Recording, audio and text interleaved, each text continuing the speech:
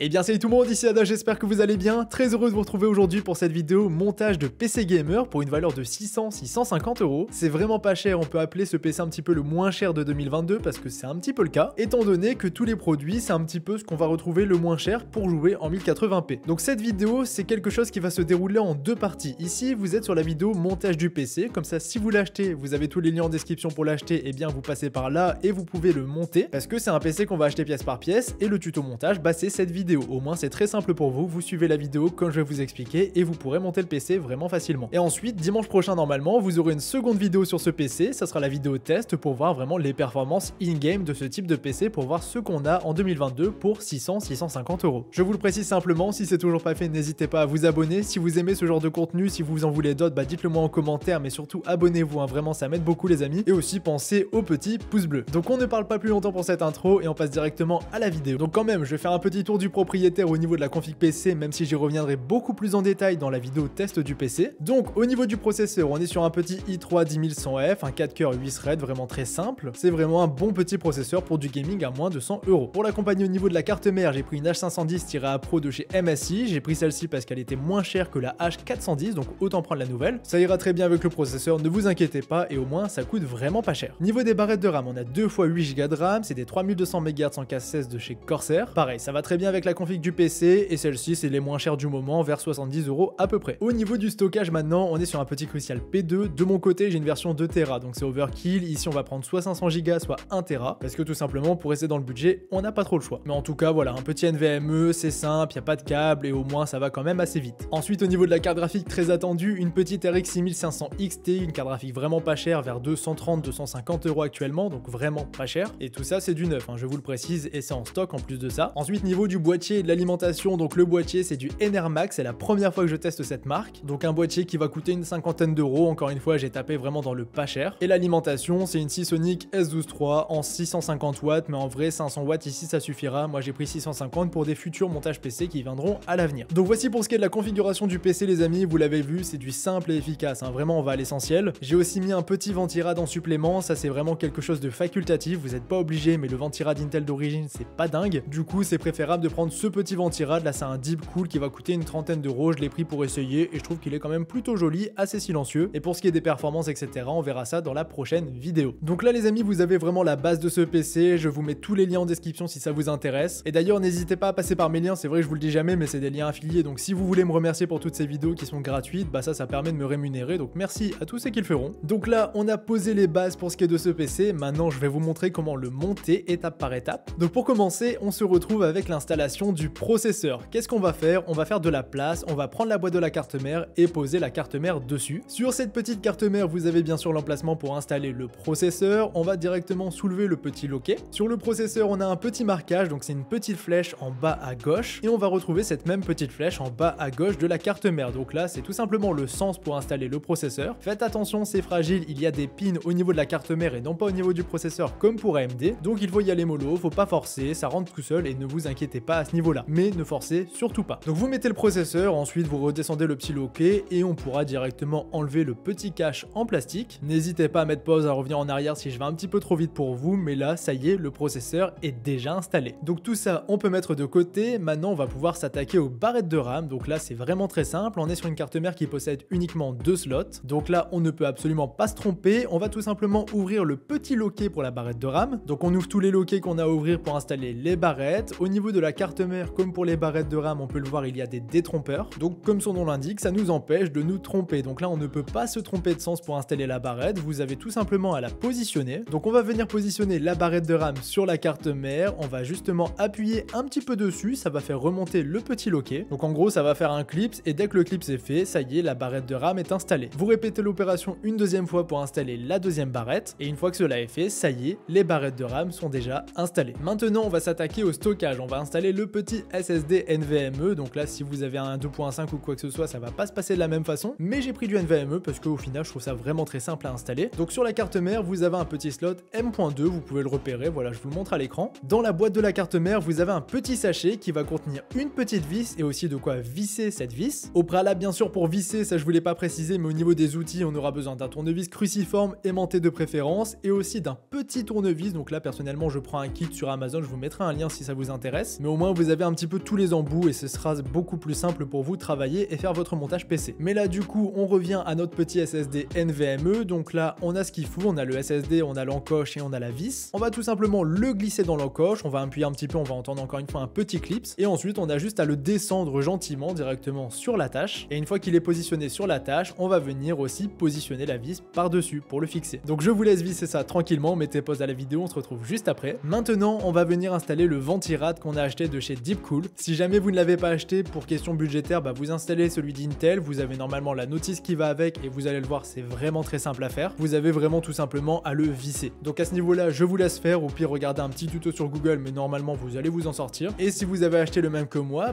je vous laisse prendre la notice parce que franchement, ça va vous aider à comprendre. Donc la notice, elle se présente comme ça, voilà, il y a pas mal de petites pages, en vrai ça va, c'est super simple à faire, on a juste à suivre quelques petites étapes. Donc la première étape, c'est de trouver un petit bout de plastique qu'on va pouvoir positionner sur la carte mère qui nous servira à positionner et à fixer le Ventirad. Donc on prend ce bout de plastique et on prend les 4 vis qui vont avec. Donc on pousse les vis directement pour que ça rentre dedans, on fait ça pour les 4 et directement on va venir le positionner en dessous de la carte mère et on va l'installer de façon à ce que les 4 vis débordent et qu'on puisse directement avoir un système d'attache pour mettre notre Ventirad. Donc là vous faites vraiment comme moi, vous allez le voir, vous allez vous en sortir entre la vidéo et la notice. Donc là vous avez 4 vis qui dépassent, là-dessus on va venir fixer 4 attaches. Donc encore une fois regardez la vidéo et la notice, vous allez vraiment les trouver et comprendre à quoi ça sert. Donc on fixe toutes les attaches, ensuite l'étape d'après c'est de venir mettre la pâte thermique directement. Donc la pâte thermique pour l'appliquer on va pas se prendre la tête, on va faire un simple point au milieu du processeur. Ils vous ont donné un sachet de pâte thermique, moi j'en avais une donc j'ai préféré utiliser la mienne, je vais au moins en mettre partout, mais vous en avez bien sûr qui est fourni directement avec le Ventirad. Une fois que vous avez positionné la pâte thermique, n'oubliez pas surtout d'enlever le petit bout de plastique qui va être collé directement sur le Ventirad, très important, il faut l'enlever. Donc vous l'enlevez et ensuite on va venir fixer des attaches directement sur le Ventirad. Juste au préalable, pensez à enlever le ventilateur qui est positionné directement dessus quand on l'enlève, il faut l'enlever sinon on peut pas positionner les attaches et bien travailler là-dessus. Donc vous l'enlevez, c'est pas compliqué, vous tirez directement dessus et ça s'enlève. Faut forcer un petit peu, faites attention parce que ça reste quand même assez fragile, mais rien de très compliqué à ce niveau-là, ne vous inquiétez pas, prenez votre temps. Donc sur ce petit Ventirad, on va venir fixer directement quelques petites attaches. Donc là, il y a plusieurs types d'attaches, il y a celles pour AMD et celles pour Intel. C'est pas compliqué de les différencier, celles pour AMD sont plus longues que celles pour Intel et celles d'Intel sont un petit peu plus arrondies, on va dire ça comme ça. Donc vous pouvez les différencier de cette façon-ci. Donc vous vous appropriez celle Intel du coup parce qu'on est sur du i3. Donc vous allez aussi prendre les 4 vis qui vont directement aller avec pour venir les positionner après. Une fois que vous les avez trouvés, vous les positionnez comme moi dans la vidéo et on va venir mettre la toute petite vis dessus pour bien les fixer. Vous faites ça directement pour les deux et ensuite ça y est, ils sont fixés, le Ventirad est directement relié à tout ça. Et maintenant pour le positionner sur la carte mère, on va venir prendre les 4 vis et visser directement tout notre radiateur et notre Ventirad à tout ça. J'ai un petit peu de mal à trouver les mots pour le Ventirad, mais j'espère qu'avec la vidéo vous comprenez et si jamais c'est pas le cas, c'est pour ça que je vous ai déjà vanté la notice. Regardez la notice parce que vraiment je trouve que c'est bien expliqué. Une fois que vous avez fait tout ça, vous pouvez directement remettre le ventilateur. Je vous conseille de démêler les câbles, au moins vous êtes tranquille à ce niveau-là. Donc là, on se retrouve avec le Ventirad qui est fixé, vous avez remis le ventilateur, vous avez démêlé les câbles. Vous avez aussi très certainement mis pause beaucoup de fois et retour arrière beaucoup de fois à cette vidéo, mais c'est pas grave, c'est fait pour ça. Et maintenant, ce qui nous reste à faire, c'est directement les branchements. On va les faire maintenant pour être tranquille et regardez, vous avez la notice qui est directement juste ici et qui vous explique un petit peu tout, mais pareil, je vais vous expliquer comment j'ai fait. Donc très concrètement, au niveau de la notice, j'ai réalisé le schéma numéro A. Donc sur ce schéma-là, qu'est-ce qu'il nous dit? Il nous dit d'attraper le câble du radiateur du Ventirad. Donc c'est le câble tout seul, regardez un petit peu, vous pouvez pas le rater. Il nous demande de le relier au double câble du ventilateur. Donc c'est ce qu'on va faire, on va le relier. Donc là, on a relié les deux et ensuite, pour relier tout ça à l'alimentation du PC et pour alimenter le tout au final, eh bien on va venir le relier au câble qui est à la petite télécommande. Donc du coup, c'est ce câble-ci, là regardez, vous pouvez pas le rater, c'est celui-ci, normalement vous l'avez dans la boîte avec les autres câbles. Normalement au niveau du ventilateur, il nous reste quelque chose, il nous reste un petit câble qui dépasse, donc là on va le brancher sur CPU fan, et ensuite le câble de la télécommande, il nous reste un bout à brancher, on viendra le mettre en SATA directement sur l'alimentation, mais ça sera plus tard au niveau de la partie cable management de cette vidéo. Donc là les amis, c'est bon, j'ai pris mon temps, mais je vous ai expliqué comment installer directement ce Ventirad. Donc là la carte mère est prête, on a installé le processeur, les barrettes de RAM, le stockage et le Ventirad, c'est très bien, on avance très vite, c'est bientôt fini. Maintenant ce qu'on va faire, c'est s'approprier le boîtier, donc on va le sortir de la boîte, on va le déballer et vous le positionner directement allongé sur le bureau. On va devoir faire un point assez important, c'est de changer les entretoises. Il y a des entretoises qui sont positionnées sur le boîtier, de base c'est mis pour le format ATX des cartes mères, donc le grand format, et ici ce qu'on veut c'est le mettre au format micro ATX. Donc là je vous ai filmé ça, c'est gravé directement dans le boîtier, on peut pas rater ça, c'est gravé et directement à chaque entretoise vous avez si c'est du ATX, du micro ATX ou les deux par exemple. Du coup vous déplacez les entretoises pour les ATX, on n'en a pas besoin parce qu'ici on n'est pas équipé d'une carte mère ATX. A noter que moi je ne l'ai pas fait parce que ce PC je vais le démonter après cette vidéo pour en monter un autre, donc je me suis pas trop pris la tête à tout déplacer, mais si vous avez l'outil qui va avec, normalement il n'y a aucun souci à ce niveau là. Au passage c'est pas très bien ce que j'ai fait parce que je les ai pas déplacés, mais en vrai j'ai mis 3 entretoises et ça tient. Mais ne pas suivre mon exemple c'est pas bien. Une fois que cela est fait, on va pouvoir venir positionner la carte mère et directement on va commencer à mettre la backplate. Donc la backplate ou la plaque IO Shield comme vous préférez, ça se trouve dans la boîte de la carte mère. Souvent c'est maintenant intégré aux cartes mères, mais là comme c'est quelque chose d'entrée de gamme, bah c'est pas le cas, on doit la positionner nous-mêmes. Donc là pas très compliqué, vous la mettez à l'arrière du boîtier et tout simplement vous appuyez un petit peu dessus, ça va se clipser. Mais très important de faire ça, si vous ne le faites pas, vous devez recommencer à la fin. Donc surtout quelque chose à ne pas oublier. Maintenant que cela est fait, on va venir positionner la carte mère dans ce PC. Donc pour cela, on aligne les entretoises et on va directement venir visser tout ça. Au niveau des vis, c'est celle-ci, vous prenez les mêmes que moi, ça ira très bien. Et d'ailleurs les vis, si vous ne les trouvez pas, elles sont cachées dans le boîtier au niveau de la partie des disques durs. Donc là, je vous laisse visser la carte mère de votre côté, mettez pause à cette vidéo, on se retrouve juste après. De retour, ça y est, la carte mère est vissée, maintenant on a intégré la carte mère et tout ce qu'on a monté tout à l'heure au boîtier. Maintenant les amis, ce qu'on va faire, il nous reste 3 étapes, l'alimentation, le cable management et les branchements des câbles surtout, et pour finir l'installation de la carte graphique. Ensuite c'est fini, vous aurez votre PC qui est prêt. Donc là on va s'occuper de l'alimentation, la lime on la sort de sa boîte, c'est une alimentation non modulaire donc on n'a pas à brancher les câbles, ils sont directement fournis dessus. L'alimentation pour l'installer, pas très compliqué, vous la mettez avec le sens du ventilateur vers le bas parce qu'on a directement une aération en bas du boîtier. Donc on va venir la positionner, on va la faire glisser un petit peu et on a justement à l'aligner avec l'arrière du boîtier pour pouvoir mettre 4 vis. Donc on aligne tout ça, on fait ressortir les câbles à l'arrière comme ça on va pouvoir s'en servir juste après et on vient mettre 4 petites vis au niveau de cette alimentation. Les vis ça ressemble à celle-ci. Donc on visse tout ça tranquillement, rien de très compliqué et ensuite on passe à l'étape suivante. Encore une fois je vous laisse mettre pause.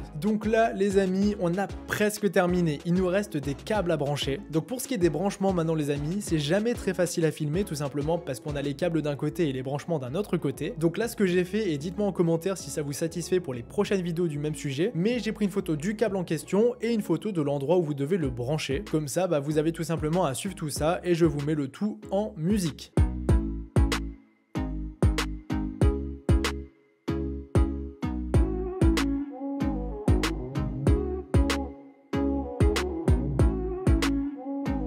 Donc première étape, ça c'était les câbles pour l'alimentation. Maintenant qu'on a branché tout ça, on a alimenté la carte mère, le processeur, etc. Et bien maintenant on va brancher les câbles du boîtier. Donc les câbles directement pour les USB 3.0, pour les ports audio, pour les USB 2.0, etc. etc. et surtout pour le bouton d'alimentation. Donc encore une fois, je vous mets le tout en musique, regardez ça tranquillement.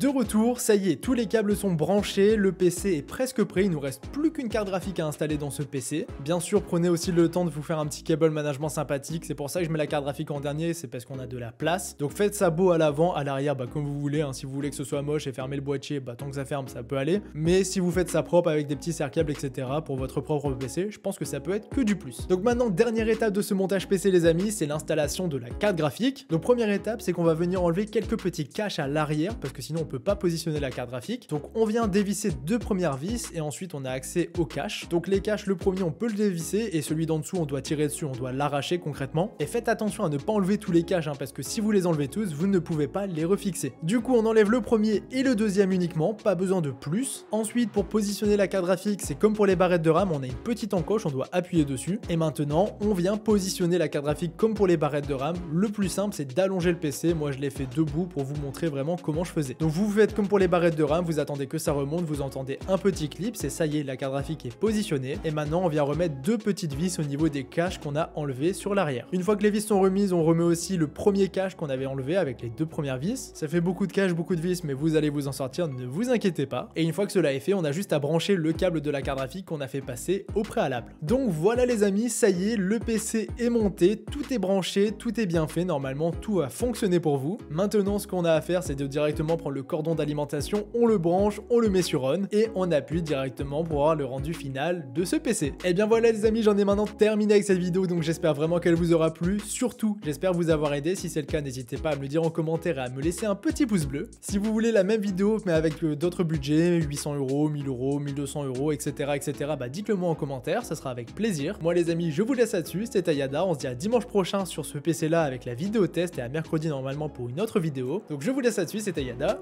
salut tout le monde.